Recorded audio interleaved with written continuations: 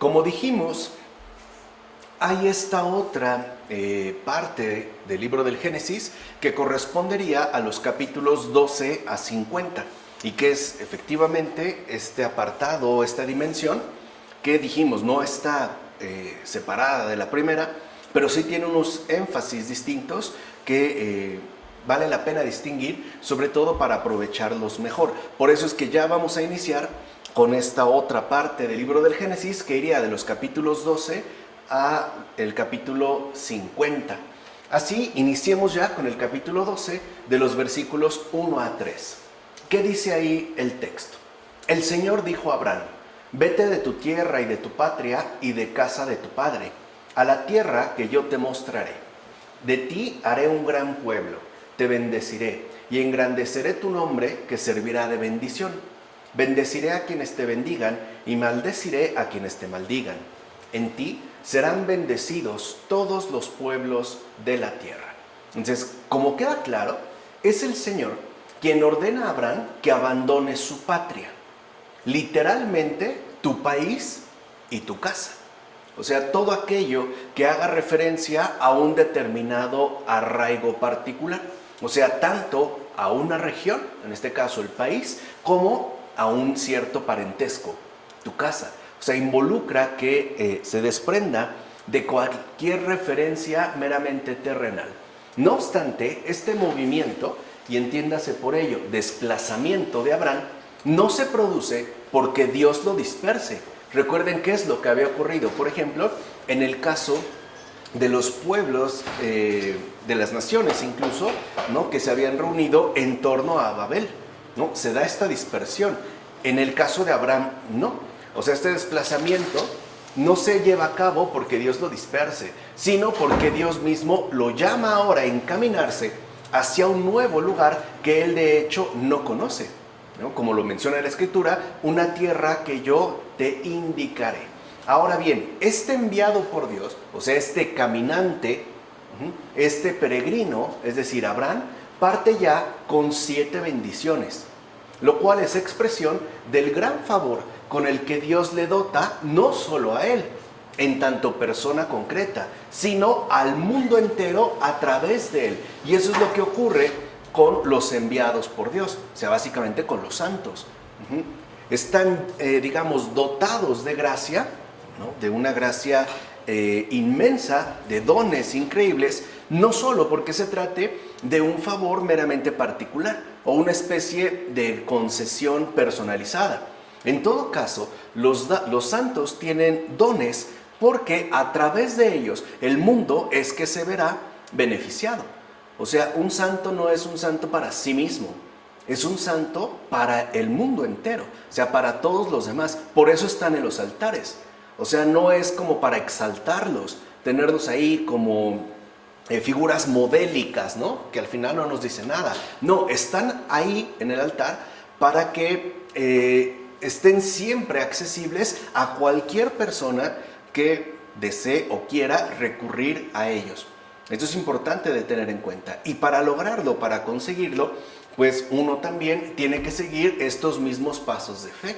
O sea, aceptar el envío del Señor y por ende desarraigarse de los propios límites que nos condicionan en tanto seres terrenales. De hecho, como la Escritura lo mencionará más adelante, el viaje de Abraham, en hebreo, levantar palos de tienda, se realiza por etapas.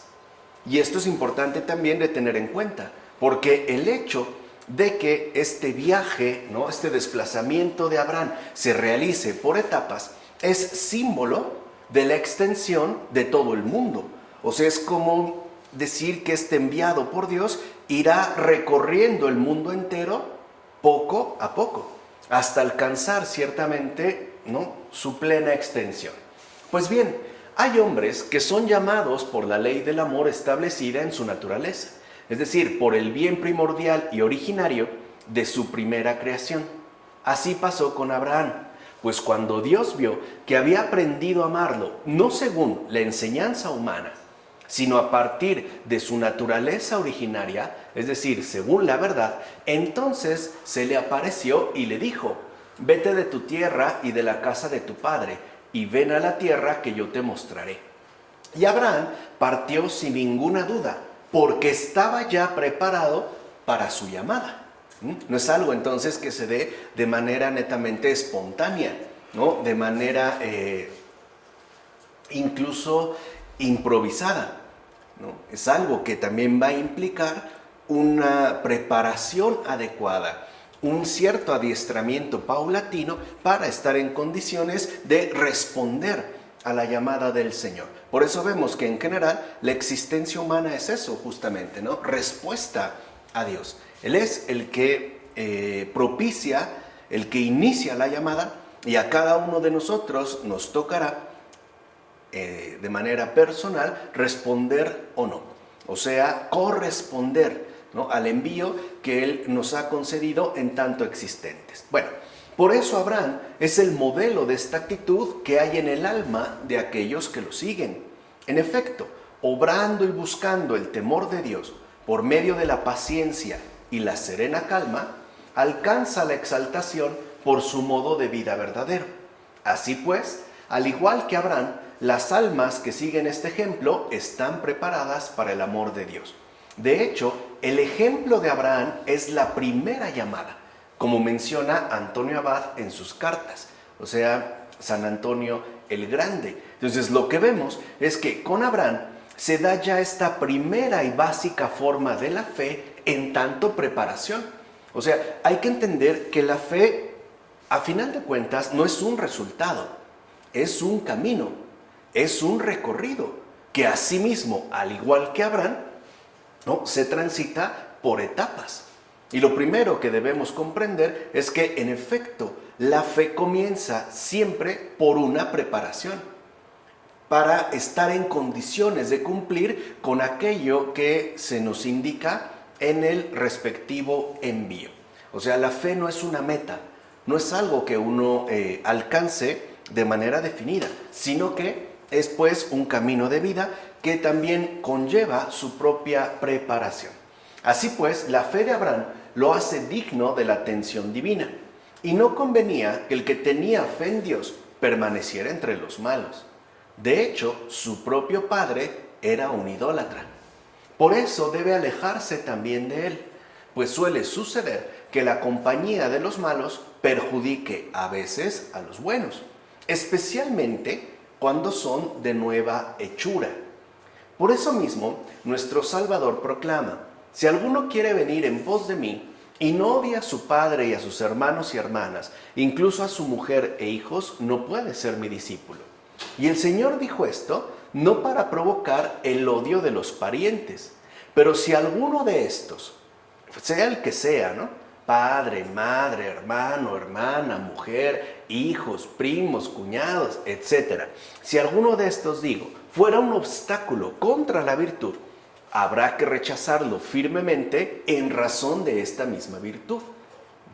Es esto justamente lo que hicieron los discípulos cuando dijeron: he aquí que nosotros lo hemos dejado todo y te hemos seguido, como menciona el evangelista Marcos.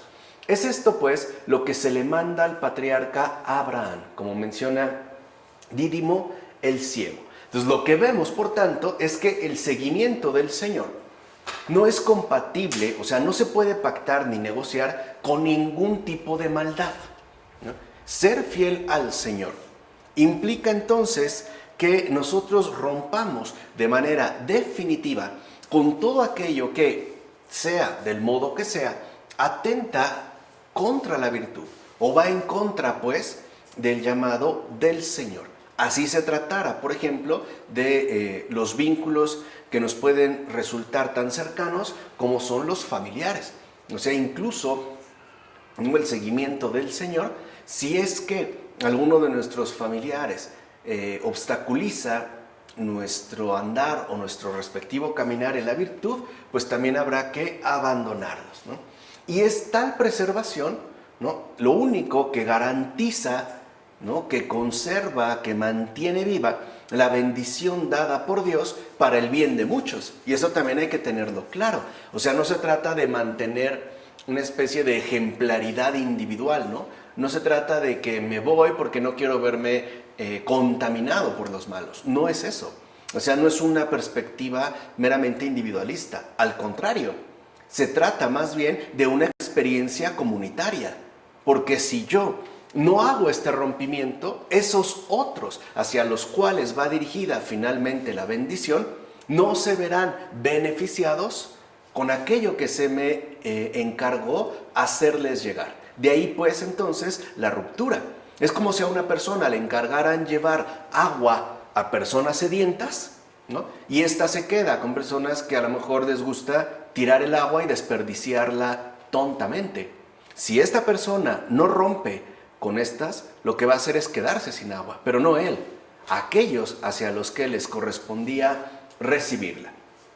Por otra parte, asimismo debemos tener en cuenta que Abraham significa tránsito, viaje, recorrido. Por tanto, para que la mente, es decir, mens, recuerden que en latín, cuando se habla de mente, o sea, mens, no se refiere a esa dimensión psicológica que tanto se ha enfatizado desde mediados y sobre todo a principios del siglo XX, sino que hace referencia a lo constitutivo del ser humano en cuanto tal. Entonces, para que la mente mens, que en Adán se había entregado al desvarío y a los atractivos corporales, volviese de nuevo a la forma original de la virtud, es que se ha propuesto a un varón sabio como ejemplo. Así pues, esta mente estaba en Harán, es decir, en cavernas, es lo que significa Harán, o sea, sujeta a diversas pasiones. Por eso se le dice, sal de tu tierra, es decir, de tu cuerpo, y de esta tierra salió aquel cuya patria está en los cielos, como menciona Ambrosio en su texto sobre Abraham. Y aquí vemos algo importante, salir de nuestra tierra quiere decir abandonar estas cavernas que muchas veces nos imposibilitan o por lo menos nos dificultan en gran medida la contemplación de Dios, es decir, la contemplación de la verdad, ¿no? Ya sea por la multitud de pasiones con las cuales nos vemos seriamente perjudicados o por lo menos amenazados, o bien por nuestra tendencia caída al desvarío. Por eso también se nos indica, ¿no?, lo mismo que Abraham, salir de esta tierra para dirigirnos a la verdadera patria, ya dijimos, ese patrimonio común que es el Padre, que a todos nos corresponde.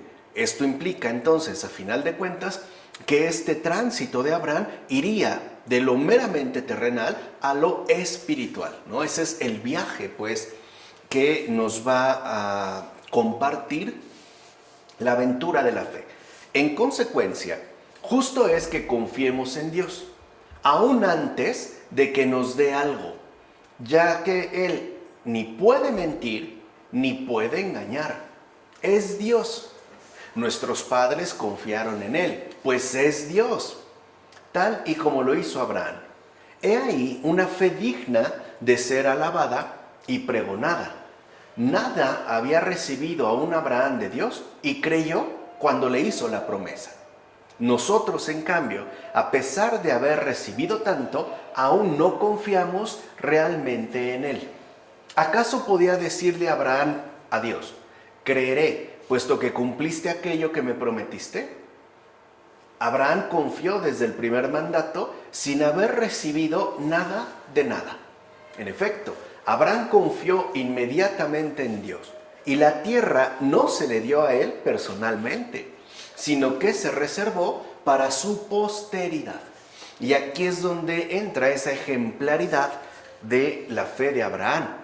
O sea, no es porque haya como antecedentes previos que permitan llevar a cabo este acto sincero y pleno de confianza. Podemos decir que Abraham incluso confía en Dios aún sin antecedentes dados, lo cual exalta su respectiva virtud, es decir, su preparación con respecto a la fe, ¿no? Y es más, la tierra que se le indica ni siquiera es algo que él disfrute o que él se apropie de manera individual, sino que esta tierra precisamente está reservada, es decir, está dirigida a toda la posteridad de Abraham, como menciona Agustín en el Sermón 113a.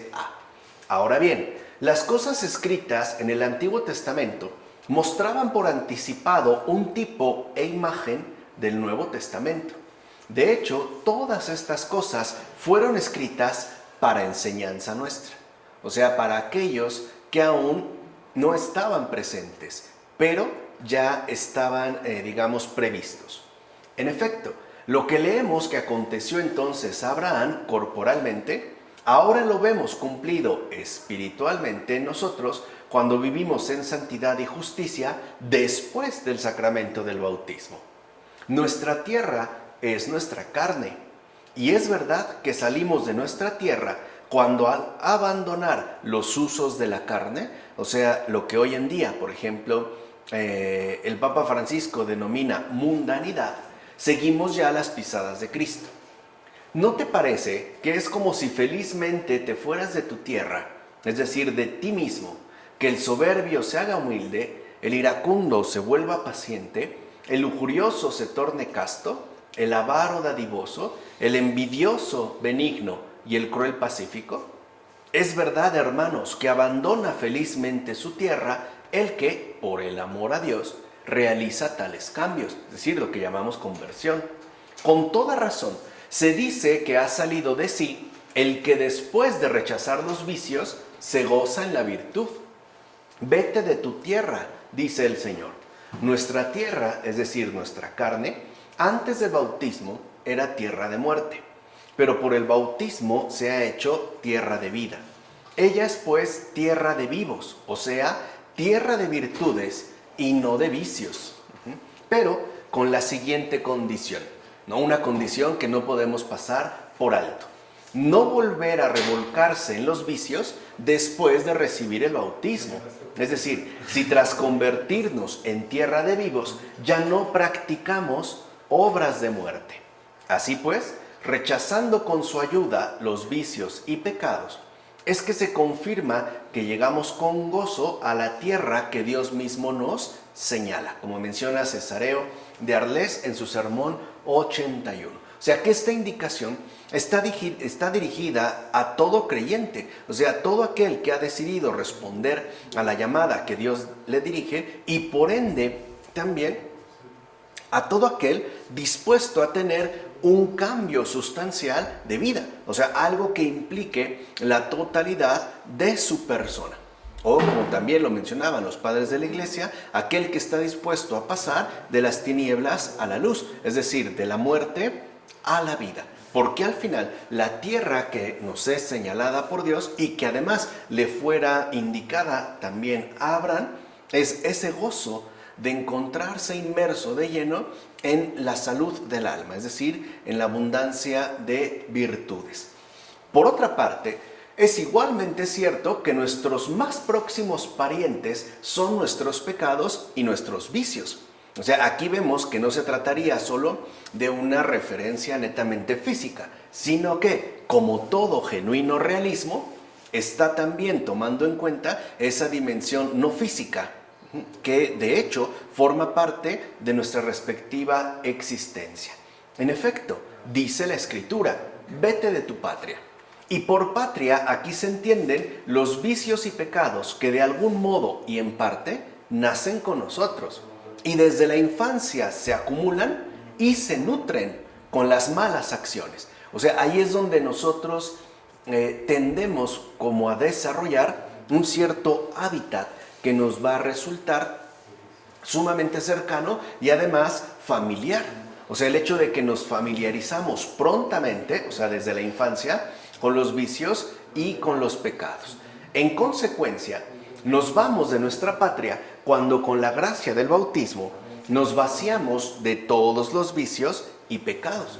O sea, rompemos de manera tajante con esta familiaridad acostumbrada. Y lo hacemos de tal manera que después, con la ayuda de Dios, asimismo nos esforzamos, al menos en lo que depende de nosotros, para que una vez expulsados los vicios, nos llenemos entonces de virtudes. Así pues, salgamos de nuestra patria y renunciemos a nuestros parientes, es decir, a los vicios y pecados. Y hagámoslo de tal manera que nunca más queramos volver a esa conducta mala, que, como dijimos, se puede volver tan excesivamente familiar que incluso ni siquiera seamos ya capaces, ¿no?, de discernir que estamos haciendo algo indebido o que llevamos efectivamente una vida cargada, por así decirlo, de maldad, ¿no? No seamos, dirá Cesareo de Arles en este sermón 81, que es una imagen, me parece a mí, muy gráfica y además muy precisa para entender lo que uno no tiene que hacer. Dice entonces Cesareo de Arles: no seamos nunca como aquel perro que retorna de nuevo a lo que ha vomitado. Y es cierto, no sé si les ha tocado ver a un perro que de repente, sea por la razón que sea, vomita y después regresa y lo vuelve a tragar, ¿no? Eso es lo que no tenemos que hacer. Entonces, con esta imagen lo que vemos es que uno, ¿no?, abandona entonces el mal de una vez y para siempre. Y de aquí en adelante, por lo menos en lo que nos corresponde, en la medida pues de nuestras capacidades, no regresamos a ingerir de nuevo aquello que hemos expulsado, aquello que hemos vomitado, es decir, los vicios y pecados. Ahora bien, la Escritura dice también: vete de la casa de tu padre. Hermanos muy queridos, esto también debemos tomarlo en sentido espiritual. En efecto, antes de la gracia de Cristo, nuestro padre era el diablo. De él dice el Señor en el Evangelio: vosotros tenéis por padre al diablo y queréis cumplir las apetencias de vuestro padre. Lo menciona en el Evangelio de Juan, capítulo 8, versículo 24. Llamó padre de los hombres al diablo, y no porque nazcan de él, sino por imitar su malicia. Aquí está lo que nos vuelve como propiedad suya. Dijimos, ¿no? Lo que busca el diablo es que seamos imitadores suyos, de tal manera que mediante esta imitación se degrade nuestra imagen y semejanza y entonces nos volvamos de hecho como familiares cercanos a él, ¿no? Y no porque pudieran nacer de él, sino porque quisieron imitarle, que eso es una cosa muy distinta. Por eso el salmista, en la persona de Dios, dice a su iglesia: escucha, hija, y mira, presta tu oído, olvida tu pueblo y la casa de tu padre, como menciona Cesareo de Arles en este mismo sermón 81. Así pues, ¿cómo entender eso de que Dios haría de Abraham un gran pueblo? Para empezar, esto se realizó también en un sentido histórico, ya que el que se ha convertido en un pueblo es grande cuando está adornado de las virtudes. De hecho, es manifiesto que cuando se hacen mayores progresos en el alma, se crea una grandeza ya no humana, sino celestial. Se trata, por lo tanto, de una bendición no simplemente verbal, sino real. En efecto, el nombre, o sea, Abraham, se ha hecho grande y célebre por la virtud que le acompaña y por la belleza que es consecuencia de la bendición espiritual, como afirma Dídimo el Ciego en sus comentarios al Génesis. Entonces lo que vemos es que este gran pueblo es aquel que efectivamente posee de hecho una grandeza celestial, y no solo de una manera verbal, sino de una manera real. En primera instancia lo podemos ubicar, por ejemplo, en la innumerable comunión de los santos. Se me refiere a los santos tanto conocidos como desconocidos. Y que de hecho, como acabamos de ver en el comentario anterior de Cesareo de Arles, ¿no?, representaría este gran pueblo aquellos que, en definitiva, han roto con ese querer imitar al diablo. O sea, que han extirpado de sí, por lo menos, toda maldad voluntaria. Por eso es tan importante, entonces, no perder de vista el alcance de esta promesa que le fuera dada a Abraham por Dios. Es decir, haré de ti un gran pueblo, te bendeciré y engrandeceré tu nombre. Es decir, no solo te situaré a la cabeza de una gran nación y haré excelso tu nombre, sino que asimismo te consideraré tan digno de tamaña bendición que ésta durará para siempre. De hecho, serás bendecido hasta tal punto que cualquiera anhelará entrar él mismo en tu compañía. Por eso también los judíos desearon establecer parentesco con él cuando dijeron: somos hijos de Abraham. en el Evangelio de Juan, capítulo 8, versículo 33. O sea, se entiende el tamaño de esta bendición, esa dimensión, pues realmente impresionante, ¿no? No obstante, para dejar en claro que la maldad de su forma de actuar los hacía indignos de tal parentesco, Cristo les dijo a estos que habían afirmado: somos hijos de Abraham. Si fuerais hijos de Abraham, haríais las obras de Abraham. También Juan, el hijo de Zacarías, cuando se juntaron en el Jordán los que esperaban ser bautizados, les dijo: raza de víboras, ¿quién os dijo que escaparíais de la cólera que está por llegar? Haced algo que favorezca el arrepentimiento y no os contentéis con decir: tenemos como padre Abraham. ¿Ves entonces qué grande era para todos el nombre de Abraham? En él se manifestaron las cualidades del hombre justo que ama a Dios, precisamente porque creyó en las palabras que procedían de Dios y porque, por difícil que pareciera, lo aceptó todo con buena disposición, como menciona Juan Crisóstomo en estas homilías sobre el Génesis. Y aquí vemos este otro rasgo central de la madurez en la fe, que es algo que dijimos se va alcanzando de manera progresiva, pero real, ¿no? Algo que no, digamos, necesariamente se daría de forma inmediata, pero sí mediante un crecimiento continuo y constante. O sea, el estar ya en condiciones de aceptarlo todo con buena disposición. O sea, tanto aquello que nos resulte cierta manera benéfico, como aquello que al menos en un primer momento nos parezca incluso perjudicial. Por ejemplo, la salud, la enfermedad, ¿no? La riqueza, la pobreza, la abundancia, la carencia, etc. En la medida en la que nosotros aceptemos todo con buena disposición, en esa medida es que nosotros podemos ir calibrando en qué nivel de madurez, incluso de maduración, de crecimiento, nos encontramos en relación a la fe. Así pues, podemos decir que la bendición dada a Abraham, bendeciré a quienes te bendigan, contempla ya la generación del Israel espiritual. De hecho, la promesa de esta bendición es mayor y mucho más importante que la anterior. Aquella era terrena, pues se refería a la generación de Israel carnal. O sea, vamos a decirlo así, a la primera dimensión de esta bendición. Por el contrario, esta bendición es más bien celeste, ya que se refiere a la generación del Israel espiritual. Es decir, aquella hacía referencia a su pueblo nacido según la carne. Y esta bendición se refiere al pueblo que en Cristo Jesús procede de todas las razas de la tierra. Este pueblo espiritual está conformado por todos aquellos que, habiendo nacido según la carne, han querido imitar la piedad de la fe de Abraham. Por eso se dijo: en ti serán bendecidos todos los pueblos de la tierra.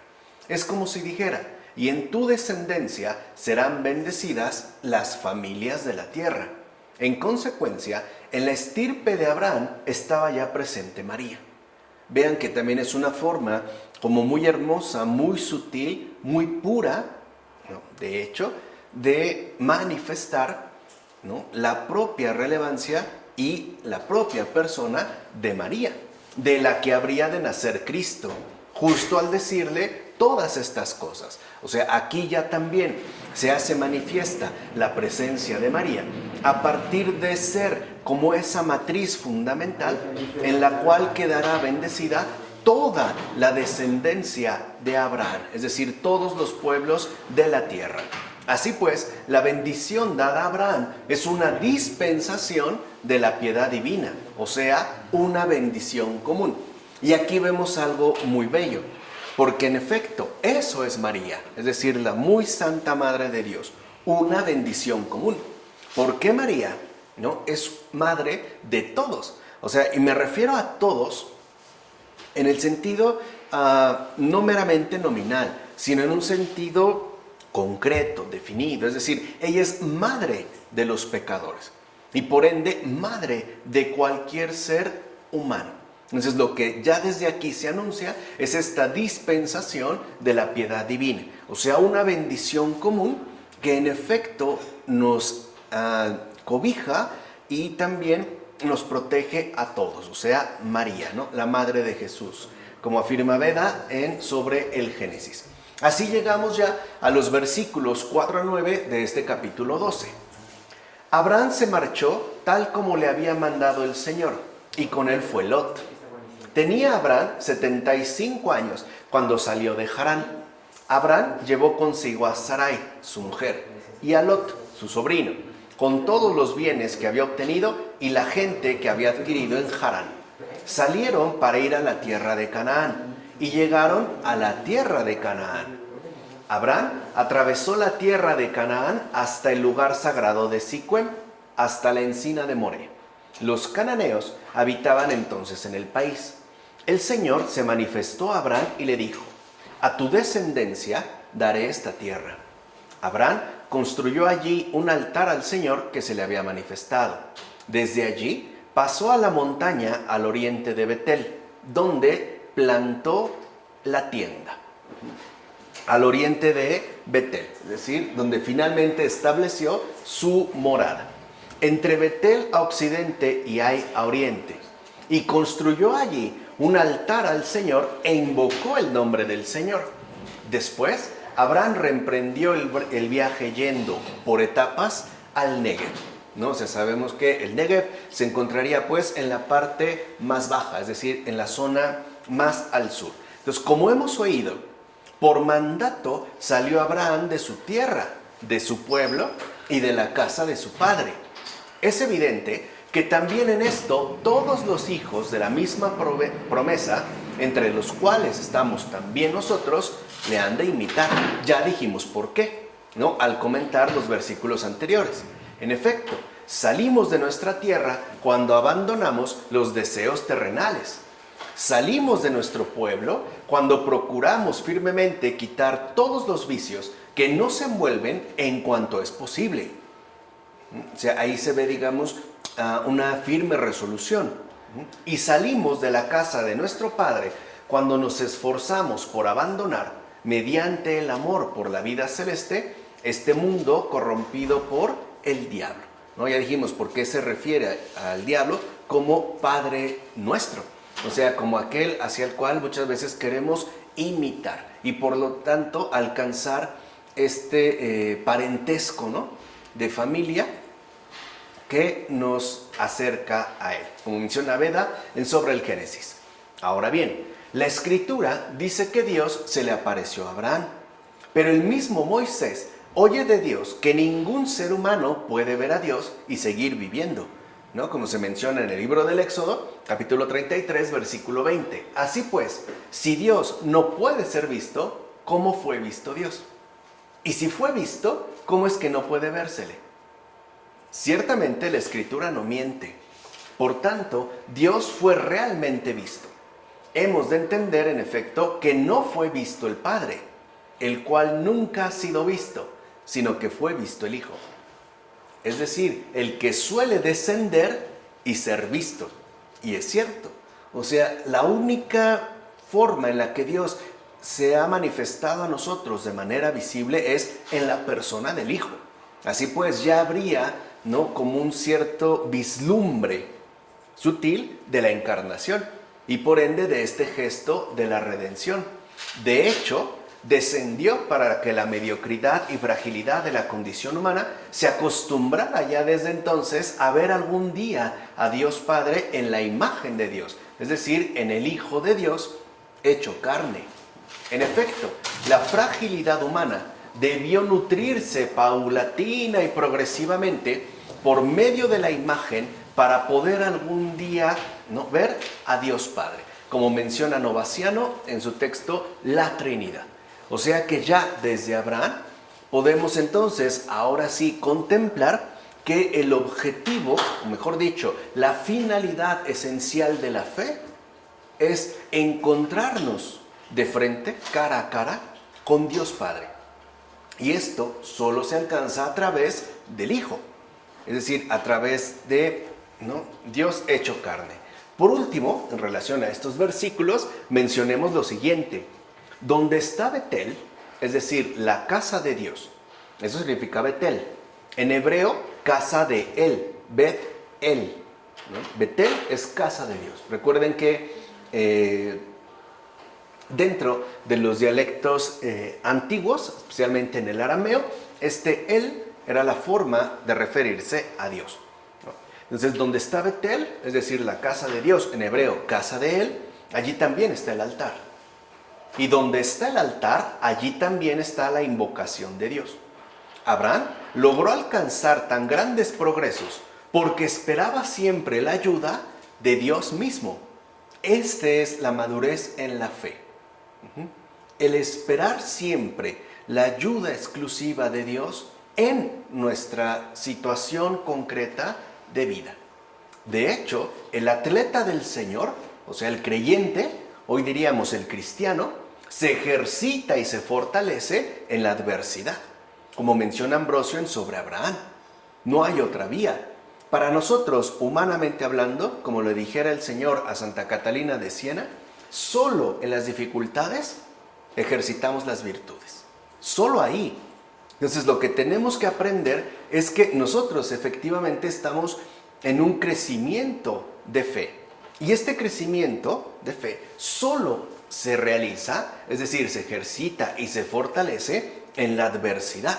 Pero lo importante no es la adversidad en sí, o sea, no son las dificultades que podemos llegar a atravesar, sino en quién ponemos nuestra respectiva esperanza. O sea, de quién en realidad esperamos obtener toda la ayuda que nos sea requerida.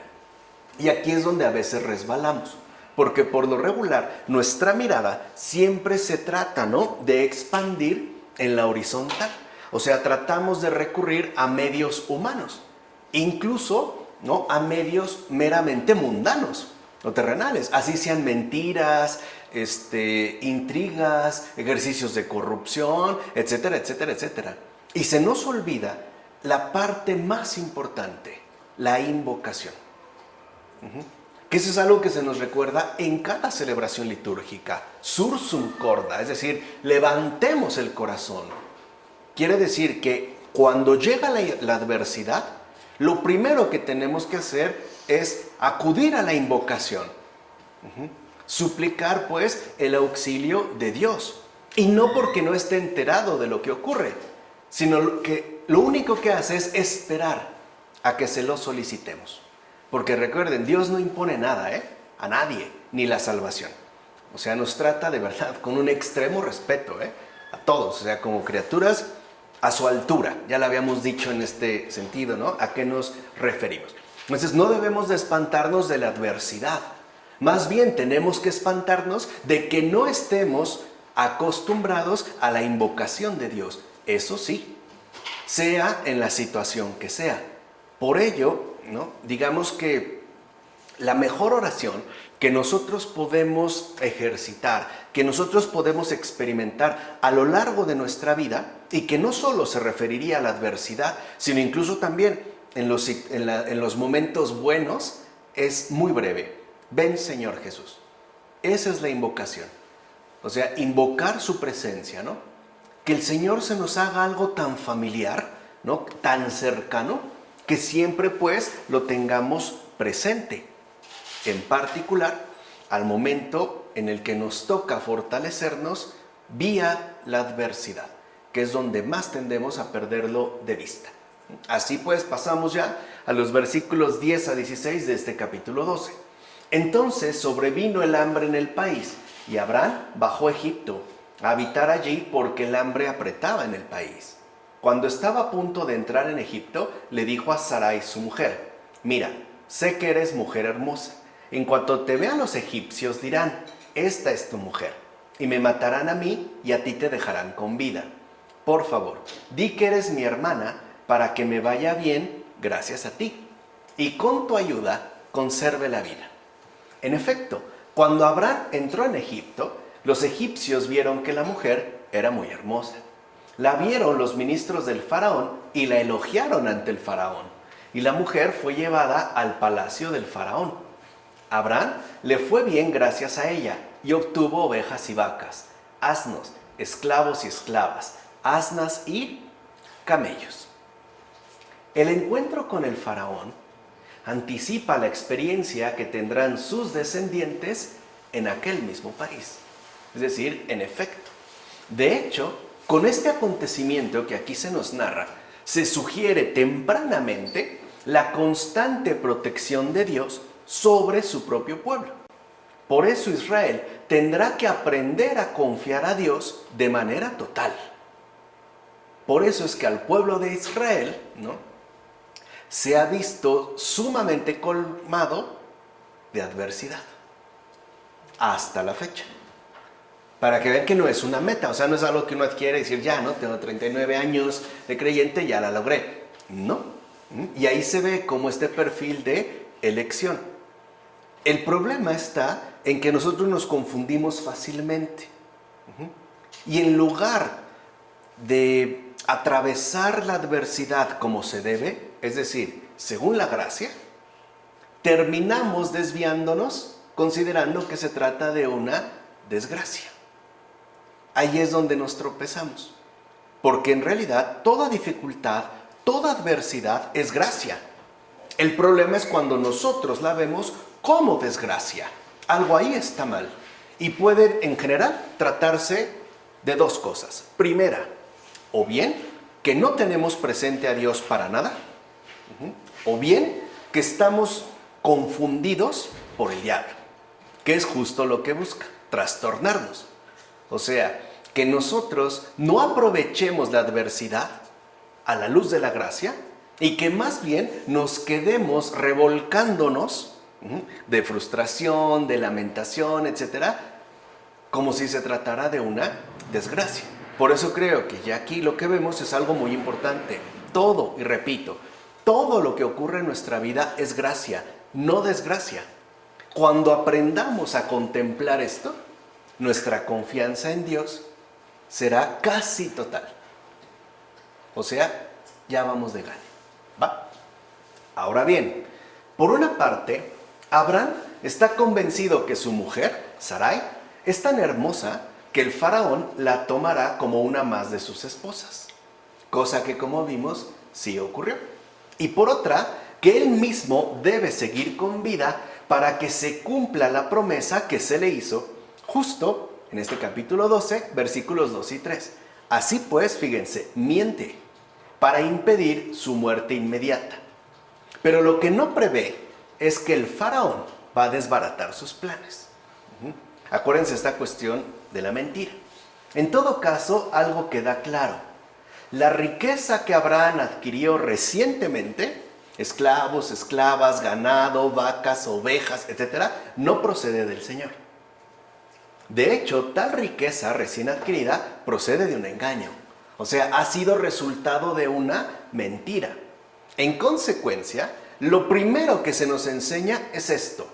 Aunque una persona sea virtuosa, como el propio Abraham, eso no significa que la virtud sea un privilegio únicamente suyo. O sea, lo que quiero que entiendan es que una persona virtuosa no por ello es perfecta. No es una propiedad exclusiva. No es de que uno ya es virtuoso o creyente o una gran alma llena de fe y por ende no incurra en errores y además en errores graves. Porque sabemos que lo más opuesto al Señor es la mentira. De hecho, el que miente, así diga que es una mentirita, que no es más que un eufemismo para disfrazar la gravedad de lo que se trata, así sea una leve mentira, está en contra del Señor, porque el Señor es la verdad. Y lo peor de todo es que el que miente no solo está en contra del Señor, está en contra de sí mismo, está atentando contra sí mismo, porque se está privando voluntariamente de la verdad que lo salva y lo ilumina. ¿Vale? Entonces, esta es la primera indicación. O sea, se nos muestra pues que Abraham fue un ser humano real, como cualquiera de nosotros. Muy bendecido. Ya vimos de qué manera tan impresionante. Sí, pero igualmente humano. O como a mí me gusta decir, estamos hablando de Abraham, el padre de la fe, que también mea y caga. Así de simple. ¿Va? Pues bien, el sentido literal es claro. sobrevino el hambre en el país. Pero el sentido espiritual es el siguiente: los sabios de Dios están por encima de la tierra, ya que no pertenecen a ella. En efecto, hay veces que en la tierra aparece el hambre. De hecho, para los que se dedican a las cosas de esta tierra, muchas veces les sobreviene un hambre de oír la palabra del Señor, como menciona el profeta Amós. Y si son dignos de ello, más tarde se les concederá de nuevo un día para poder oírla. Así pues, Abraham se desplaza a Egipto no para permanecer allí, sino que lo hace de manera temporal. Abraham, pues, se muestra condescendiente con los que padecen hambre, porque también los que estaban con David no fueron a Babilonia por sus pecados, sino para ayudar a los que habían sido deportados a ese lugar a causa de sus pecados, como dice Dídimo el ciego en sus comentarios al Génesis. De hecho, y fíjense qué importante, de los que pasan de la virtud al vicio, se dice que bajan a Egipto. Es decir, cayeron. Egipto, en relación, pues, por ejemplo, a Palestina, está abajo, es decir, al sur. Por eso se da la imagen de que era una costumbre decir que aquellos que pasaban de la virtud al vicio bajan a Egipto. Démonos cuenta que en este pasaje de la Escritura, les decía, aquí cuenta cada palabra, o sea, hay que estar muy atentos a lo que se nos está mencionando, ¿no? Démonos cuenta que en este pasaje de la Escritura no se dice de Abraham que bajó, sino que entró. No bajó, entró. Pues todo hombre fervoroso condesciende con los que caen, sin él caer, para levantarlos de la caída. Abraham, pues, viene a Egipto sin vivir como los egipcios. Por eso, aunque otros bajen allí, él lo que hace es entrar. Dicho brevemente, no fue el vicio de ellos lo que le hizo bajar, sino que fue la virtud la que le llevó a entrar. Por ejemplo, si viéramos a lo mejor una persona en algún bar perdida y alguien entrara para emborracharse también y otro entrara solo para sacarle de ahí. ¿Se entiende? O sea, el motivo es distinto. Sin embargo, no pone su virtud en primer lugar, sino que incluso, ¿no?, le da un puesto secundario cuando dice que es su hermana, justamente para ponerla al alcance de los débiles y hasta suspiren por recibirla como aquello que es, un gran bien para todos y al alcance de todos. O sea, la virtud nunca está fuera del alcance de nadie. Es pues nuestra hermana y tendríamos pues que vivirla con ese vínculo filial tan estrecho.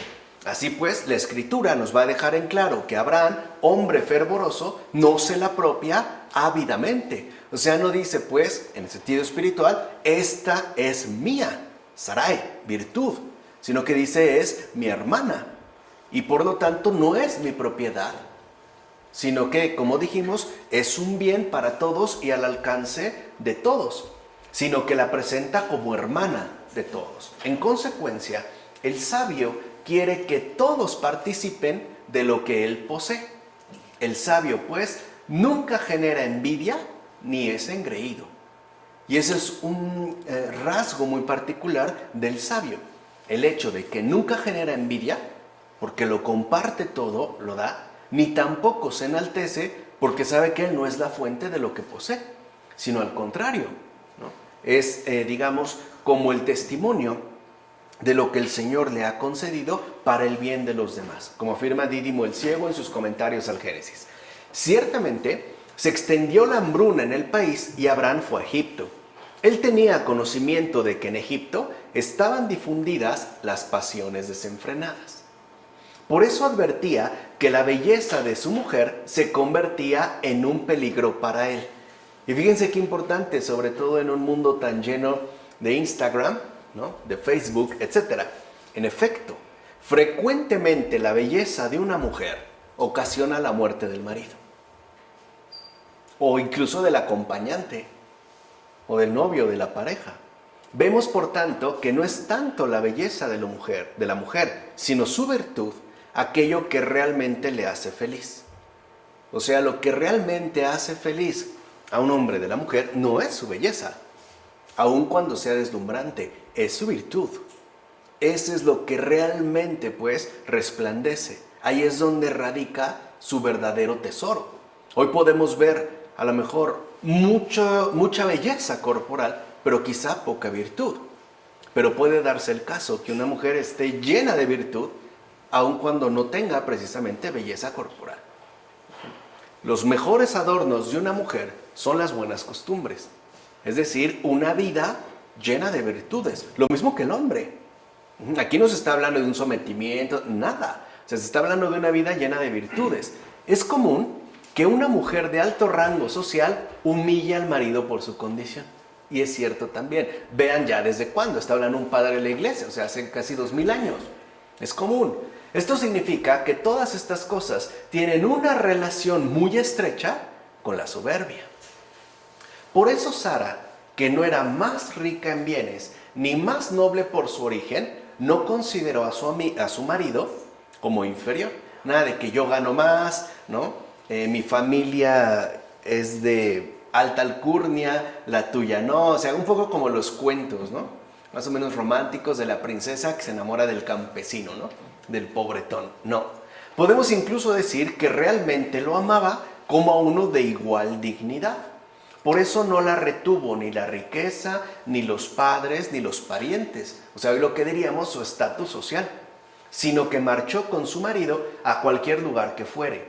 Este es, por tanto, el verdadero comportamiento de la virtud, como menciona Ambrosio sobre Abraham. Y esto es muy hermoso, porque efectivamente se destaca de manera explícita a Abraham como el virtuoso, pero también Sara es la propia virtud, en su gesto, en su comportamiento, aun cuando ciertamente no hable, aun cuando no se mencione, así se manifiesta como virtud. Cosa inversa, ¿no? Vamos, en el sentido complementario, pero de manera inversa al gran San José. San José es la virtud a pie, ¿no? Es el hombre virtuoso, pero en el Evangelio no dice ni una sola palabra, porque la virtud, dijimos, no es ni engreída, ni genera envidias. Siendo el Padre de Jesús, ¿no? Siendo su acompañante, pues, ¿no? En este mundo, no dice ni una sola palabra. Nada. O sea, incluso pasaría como completamente desapercibido. Entonces, dicho brevemente, y esta es la figura que aquí se presenta, el marido es Cristo y la virtud es su fiel e inseparable esposa. O sea, va con él a todos lados. Por eso, cuando se habla de la iglesia esposa de Cristo, se está hablando de esta virtud que va con él siempre y a todos lados. Le acompaña a donde quiera que va. Ahora bien, Sara no amó el reino de Egipto, es decir, su esplendor y fastuosidad. Y eso que estuvo nada más y nada menos que con el faraón. O sea, estaba pues en lo mejor, ¿no? Por eso el misterio de sus hijos quedó prefigurado en ella. En efecto, del mismo modo que ella no amó el reino de Egipto, sus hijos no amarían los ídolos, el ajo y las cebollas de Egipto.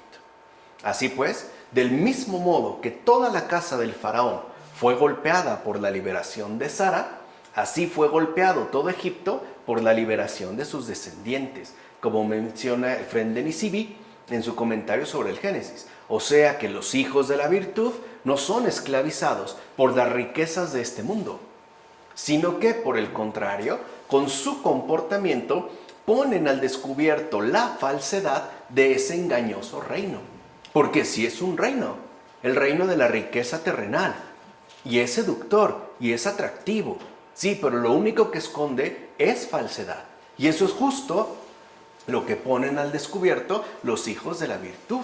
Lo vemos en un gran San Francisco de Asís, lo vemos en un gran San Vicente de Paúl, lo vemos en una gran Santa Teresa de Calcuta. El hecho de cómo a través, digamos, de no quedar esclavizados a las riquezas de este mundo, ponen al descubierto la falsedad de ese engañoso reino, ¿vale? Pasamos pues ya a los versículos 17 a 20 de este capítulo 12. Pero el Señor hirió al faraón y a su casa con grandes plagas, debido a Sarai su mujer. Entonces el faraón llamó a Abraham y le dijo: ¿qué es lo que me has hecho?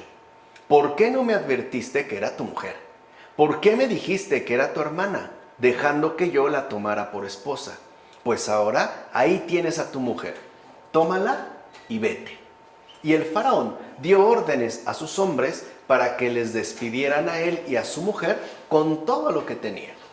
Entonces, lo primero que encontramos aquí es lo siguiente: Dios mismo interviene en el suceder de los acontecimientos para salvar y conservar el honor de Sara. Bien, esto es muy importante. No es pues el obrar de Abraham lo que aseguró su bienestar. Lo pudo haber hecho con la mejor de las intenciones Abraham, pero no fue lo mejor.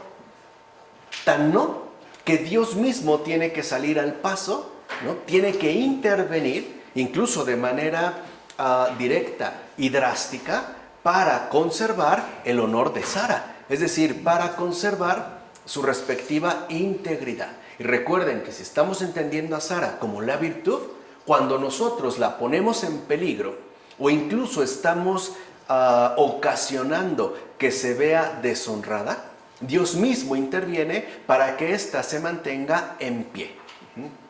En efecto, siempre está presente Dios, el gran defensor del matrimonio, a quien nadie puede engañar, del que nadie puede reírse. De hecho, Él asume el papel del marido ausente y mantiene la vigilancia. Es más, sin centinela sorprende al reo antes incluso de que ponga por obra lo que ha premeditado: tomar a Sara. Porque si la ha tomado por esposa, lo que ahora sigue es tomarla literalmente, ¿no? Acostarse pues con ella. Así pues, nadie puede evadir al juez del mundo entero. De hecho, Él castiga con más severidad la injuria hecha al débil que las ofensas inferidas a un marido imprudente. Porque ahí en efecto Abraham se comporta como un marido imprudente. De hecho, es mayor la injuria cuando se desprecia y no se tiene en consideración al autor y guardián del matrimonio.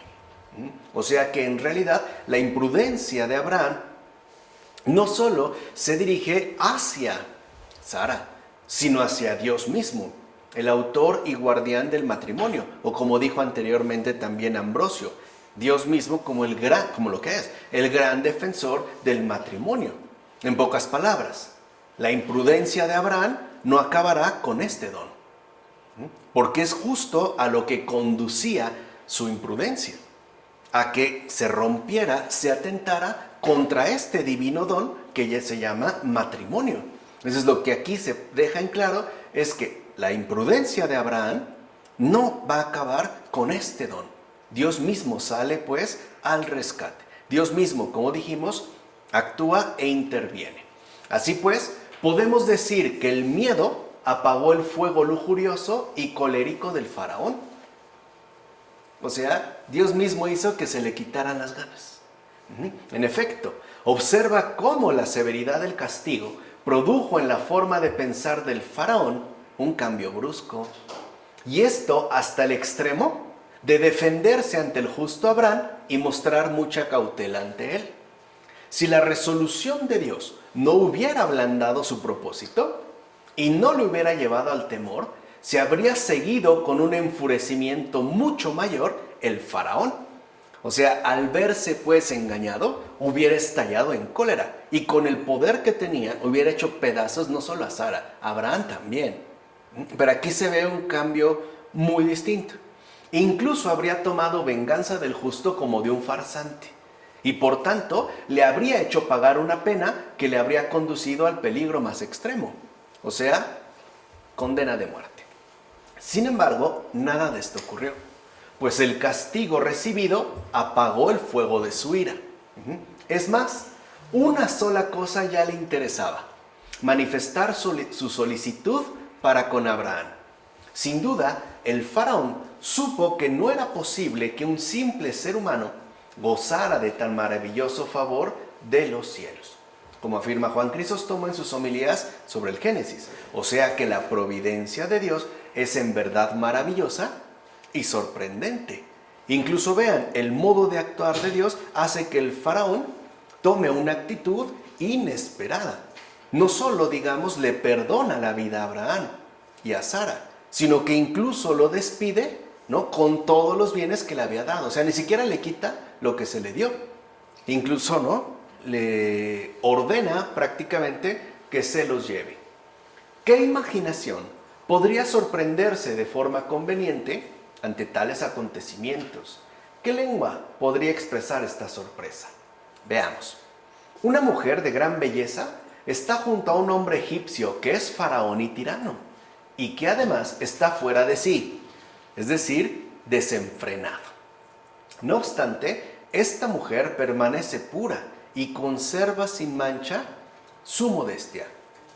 No cabe duda que los planes de Dios siempre son maravillosos y extraordinarios.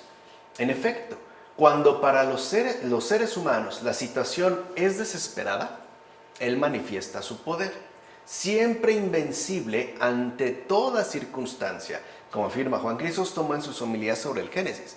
Ahora entendemos por qué la gran enseñanza de la fe es confiar totalmente en Él. Por eso nuestra esperanza radica en Él y solamente en Él. Siempre. No puede darse o no puede tratarse de una auténtica esperanza cristiana si esta esperanza es intermitente o si solo se remitiera, por ejemplo, a los casos en los que definitivamente no encontramos un modo de resolución. O sea, Dios no es un accesorio de último recurso. No, al contrario.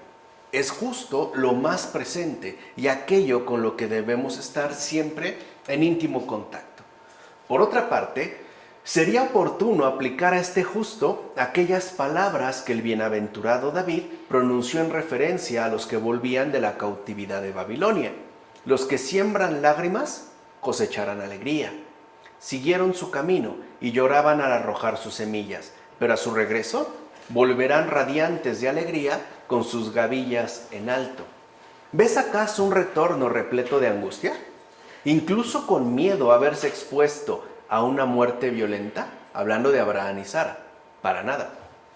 Más bien, se observa un regreso lleno de gran espectáculo y magnificencia.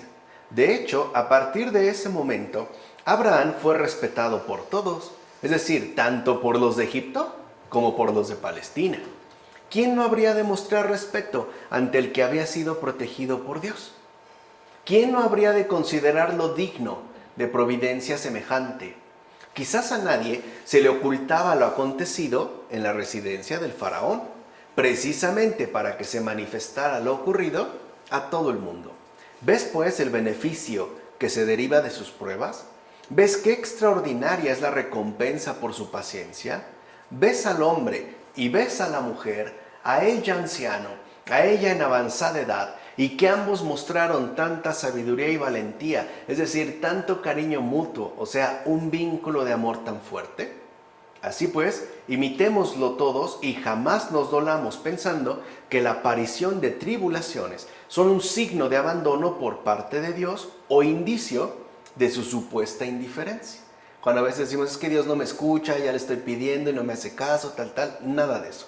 Por el contrario, consideremos todo esto como la demostración más grande del cuidado de Dios para con nosotros, como afirma Juan Crisóstomo en sus homilías sobre el Génesis.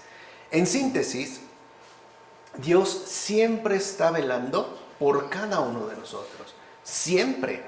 Es decir, Dios siempre está cuidándonos de manera especial, precisa y oportuna. Siempre. Siempre está al tanto de nosotros, de un modo especial, de un modo particular, de un modo personal.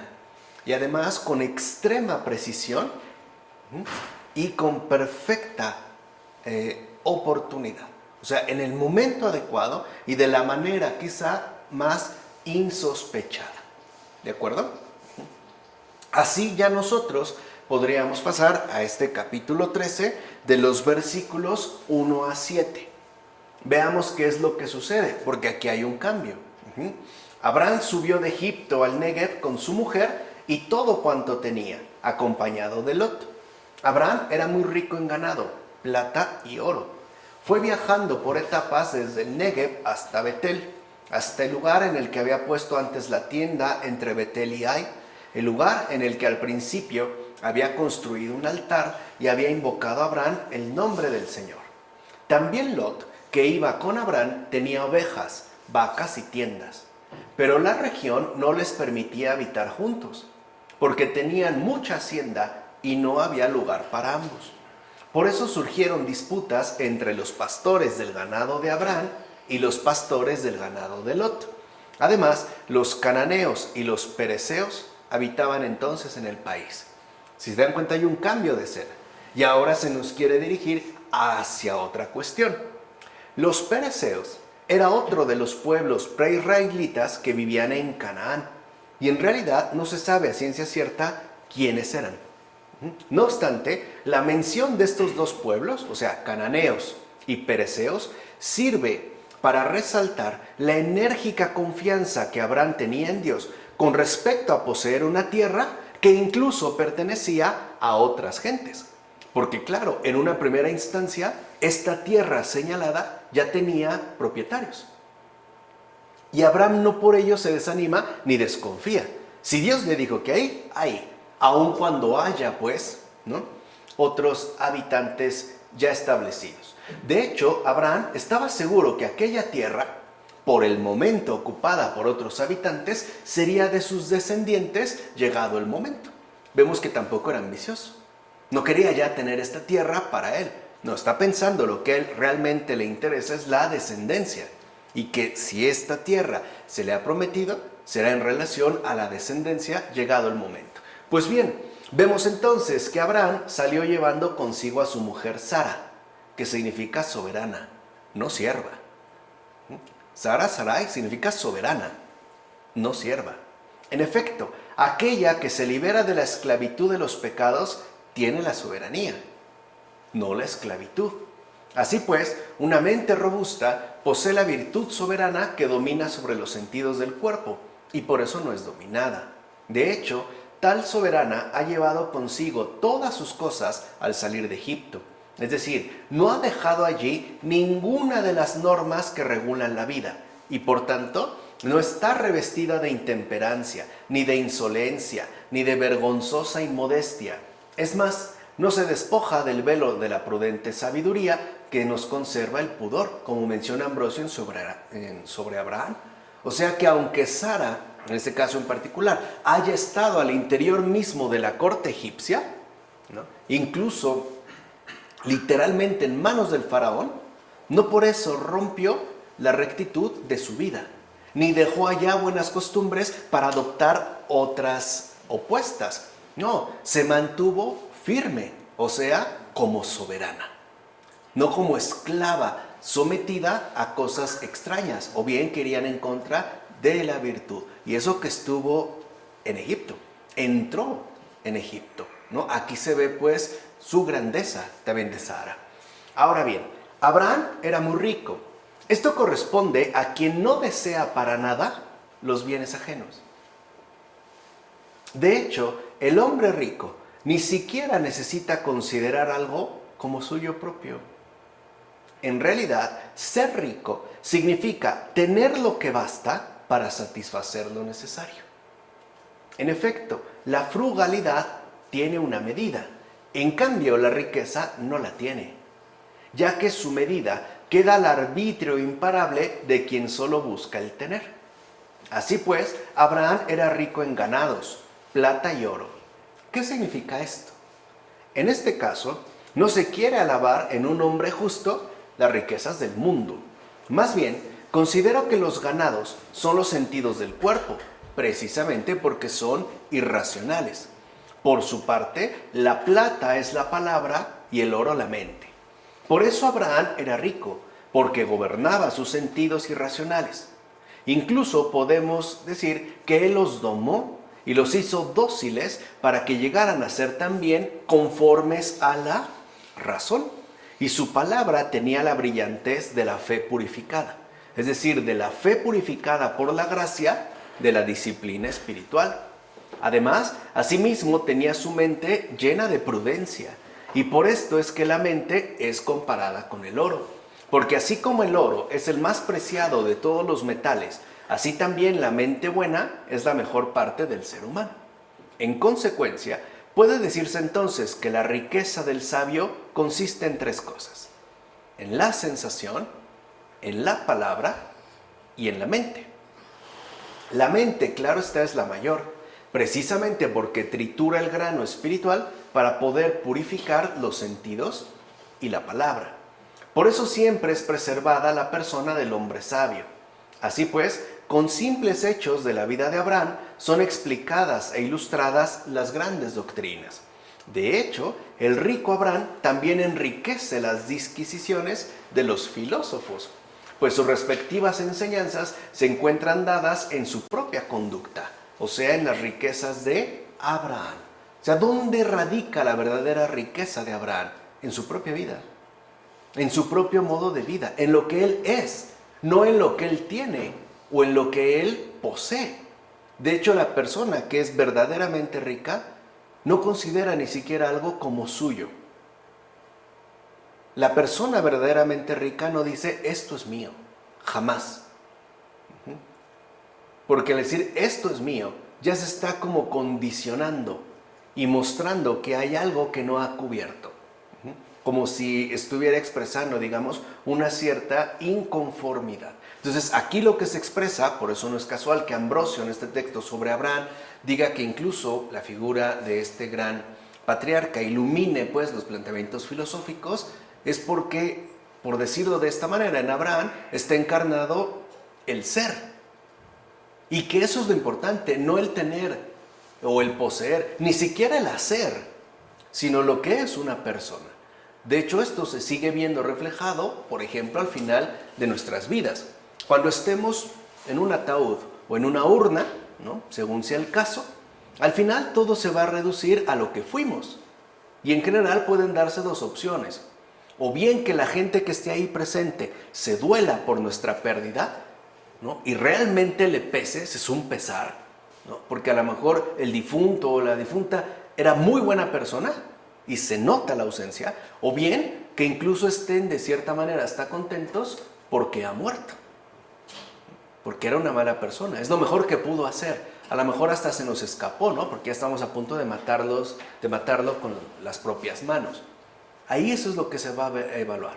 O sea, lo que finalmente resplandece es lo que somos, no lo que tenemos, ni siquiera lo que hacemos. Ahora bien, no en vano ni por azar la Escritura llama rico a Abraham. En ningún otro momento se había mencionado que fuera rico. Esta es la primera vez. ¿Por qué y para qué se menciona? Pues para que conozcas el ingenio de la sabiduría de Dios y de la providencia que mostró con el justo. En efecto, el que había realizado el viaje a Egipto bajo la presión del hambre y por la imposibilidad de soportar la privación reinante en Canaán, de repente se hizo rico. Y no solo rico, sino muy rico. Y no solo en rebaños, sino también en oro y plata. ¿Ves entonces cuán grande es la providencia de Dios? Abraham se fue a Egipto para hallar una solución al hambre y regresó no solo aliviado de esta, sino que además regresó investido de gran riqueza y de fama incalculable, es decir, conocido por todos. Y a partir de ese momento, los que habitaban Canaán conocieron con exactitud la virtud de este hombre justo, gracias a esta transformación realizada. En efecto, al extraño que había ido a Egipto como desterrado y mendigo, ahora lo ven regresar rodeado de una inmensa riqueza, como afirma Juan Crisóstomo en sus homilías sobre el Génesis. O sea, ahí se había visto pues el obrar providente de Dios.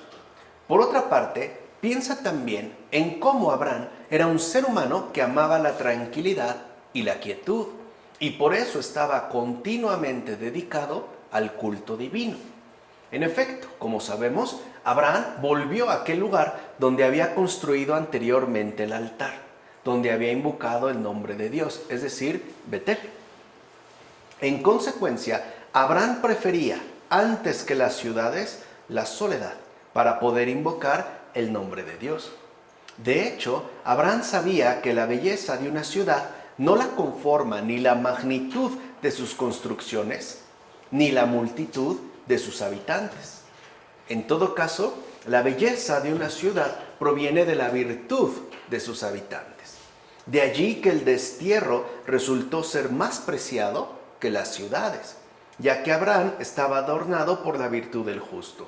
De hecho, aún en soledad, él se manifestó mucho más resplandeciente que el resto del mundo, como afirma Juan Crisóstomo en sus homilías sobre el Génesis. O sea que a partir de aquí, de este momento donde Abraham ya es muy rico, incluso materialmente, pero sobre todo espiritualmente, no decide trasladarse a una gran ciudad para entrar, ¿no?, al espectáculo de la ostentación, que como ya también nos dijo Juan Crisóstomo, la ostentación es acusación, ¿no?, cuando nos había hablado de la fama, de hecho de lo que podríamos llamar la mala fama, ¿no?, de aquellos que construyen palacios siendo, por ejemplo, ladrones o a través de injusticias.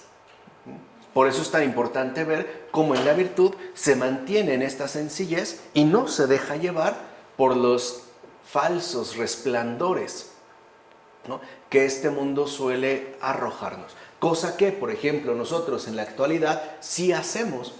De hecho, hay gente que le gusta viajar por conocer las grandes ciudades. O sea, la majestuosidad que pueden poseer, sus grandes edificios, por ir a ver los museos, las diversiones que ofrecen, ¿no? Y todo, digamos, como esta serie de entretenimientos. O sea, todo lo contrario a Abraham. No se nos ocurre dirigirnos más bien a esta sencillez llena de calma y quietud para mantenernos justo en esta invocación del Señor, es decir, en la línea de la virtud. Pues bien, queda por saber si también Lot, su sobrino, era rico, en tanto perteneciente a la misma familia. Recuerden que Lot era sobrino de Abraham, o sea, hijo de su hermano. La Escritura dice de Lot que solo tenía abundancia de ganado. No tenía, por tanto, plata, ya que todavía no era justo. En efecto, la lengua del justo es como la plata purificada por el fuego, como se dice en el libro de los Proverbios, capítulo 10, versículo 20. Y tampoco poseía el oro de aquel que sí vio la posteridad de Cristo. En efecto, Abraham sí vio tal posteridad, como de hecho ha atestiguado el Señor cuando dice: Abraham vio mi día y se alegró. Lo dice en el Evangelio de Juan. Por eso mereció Abraham tener y poseer el oro, pero no Lot, como menciona Ambrosio. O sea, si Lot no era como Abraham, si no estaba preparado como Abraham, si no estaba en las mismas condiciones que Abraham, ¿por qué entonces lo acompañó y fue con él? ¿Por qué? Para empezar, debemos tener en cuenta que se trata de un personaje que desempeña dos papeles. Pues en un mismo hombre se significan dos cosas distintas. En efecto, Lot, según la interpretación latina, significa declinatio, es decir, desviación. Pero tengamos en cuenta que uno puede desviarse del bien o del mal. O sea, la desviación no necesariamente tiene que ser hacia el mal. También puede darse hacia el bien. Así pues, cuando Lot se desviaba del mal, es decir, del pecado, de la infamia, del crimen, o sea, de lo común dentro del mundo, se unía a su tío. Pero cuando se desviaba del bien, es decir, de lo que es justo, inocente, santo y sagrado, se unía a la maldad. Es por eso que se dijo que Lot acompañaba a Abraham, es decir, porque todavía no había elegido Sodoma, ni vivía en compañía de aquellos que cometían torpezas. Pero después optó por Sodoma y se fue a vivir allí. Es como si se hubiera transformado en otro distinto de sí mismo. De hecho, el propio Lot cree que es otro, o sea, uno que se separa no solo del hombre justo, sino también de sí mismo, como menciona Ambrosio en Sobre Abraham. O sea que en cada ser humano, o sea, en cada uno de nosotros, existe tal tendencia de desviación. Todos tenemos algo de lóticos, de esta figura de Lot. O sea, de por lo menos tender hacia una desviación que por lo regular nos causa severos daños. O sea, en tanto seres humanos nos es como muy complicado y muy difícil permanecer firmes en el bien. Incluso parece que a veces, ¿no?, nuestra tendencia está inclinada hacia el bando contrario, es decir, hacia la maldad. En efecto, porque Lot ya había comenzado deliberadamente a desviarse de su tío, la tierra no bastaba ya para albergarlos. Porque claro, si lo pensamos en términos geográficos, sí tenían muchos bienes, pero no tantos como para llenar, por ejemplo, un país entero. Tampoco se trataba de esto. Y la Escritura dijo, la tierra no bastaba ya para albergarlos, o sea, no podían ya estar juntos. Y es que no hay espacio que pueda dar cabida a quienes son discordantes. En efecto, a los mansos y pacíficos les son suficientes los espacios estrechos. Pero para los que son malvados y discordantes, incluso los espacios amplios se vuelven estrechos, como menciona Ambrosio en Sobre Abraham. Y es cierto.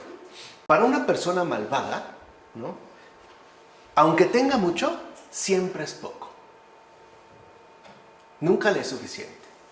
Por ejemplo, estas cosas, estas torpezas, no lo voy a decir como es, estas estupideces, ¿no?, que promueve tanto este mundo, de aquellas personas que no le es suficiente una casa, sino 10, de las cuales no visita más que una o dos esporádicamente.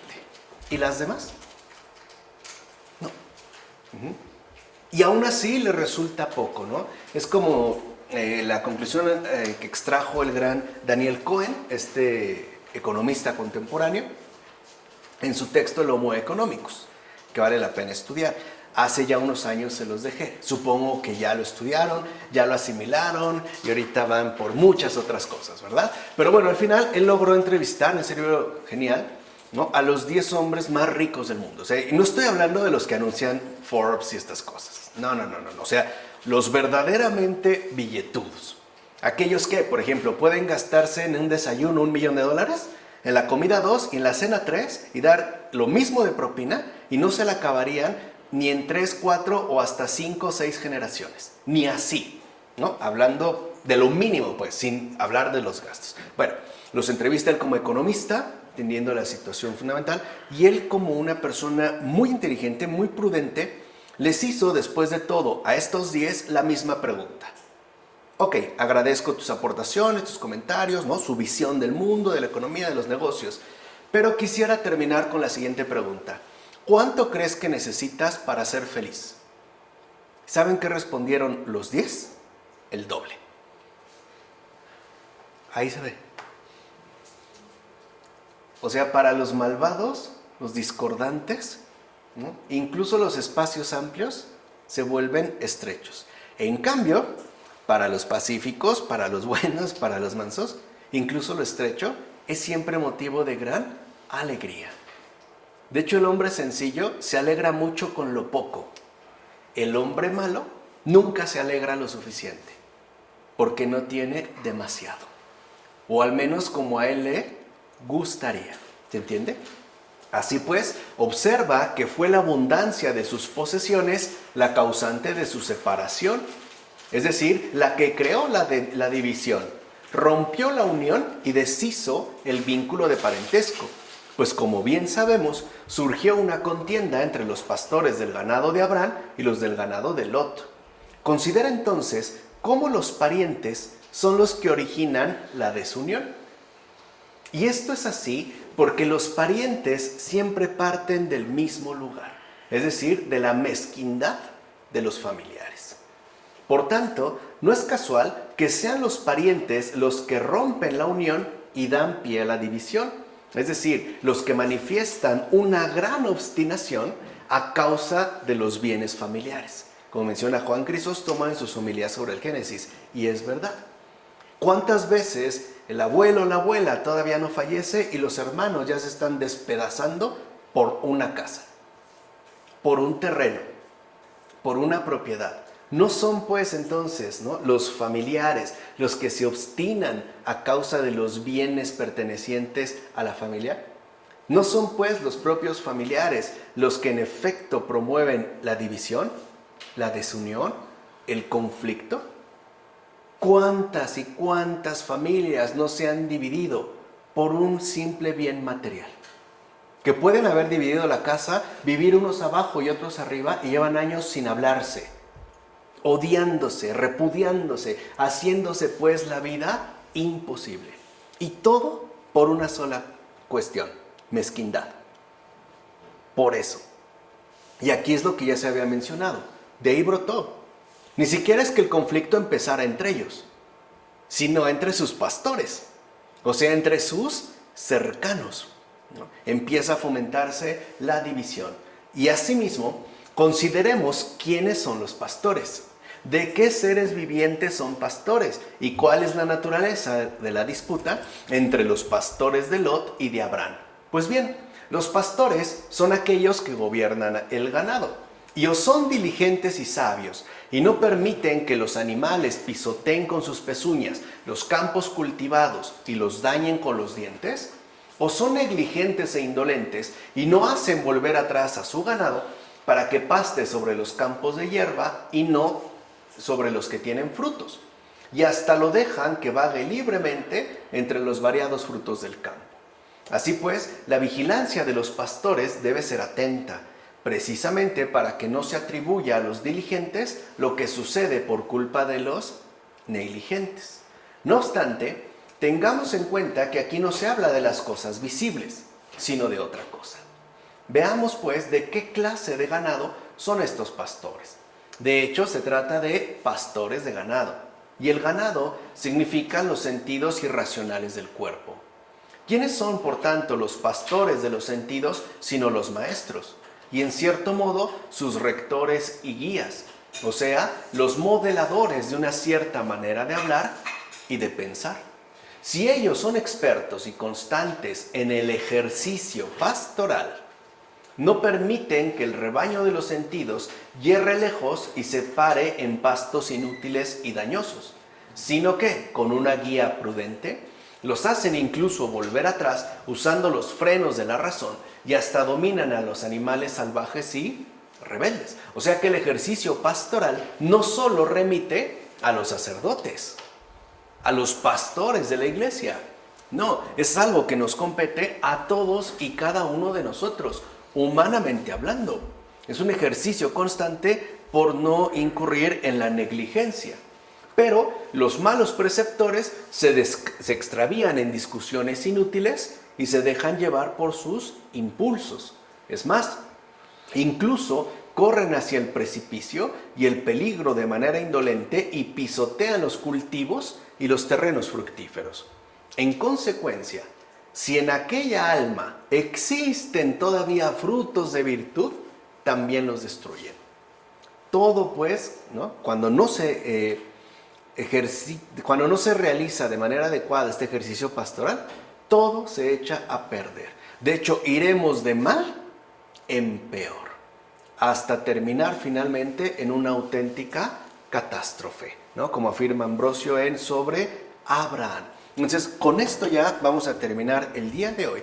Y quiero que entiendan cómo aquí, ¿no?, aquello que nos transmite la Escritura como que se intensifica.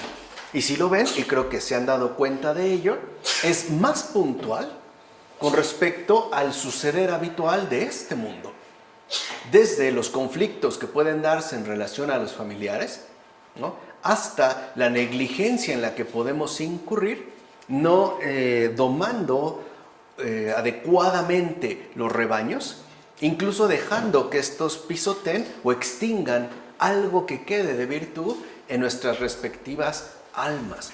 Creo que también hemos visto, ¿no?, el por qué Abraham tiene tanto peso para el creyente en general, ¿no? Y por qué ha sido también considerado el padre de la fe, a pesar de que haya sido, al menos en algún momento de su vida, ¿no?, un marido de comportamiento imprudente. ¿De acuerdo? Vamos a dejarlo hasta aquí. Bueno, del Padre, del Hijo, del Espíritu Santo.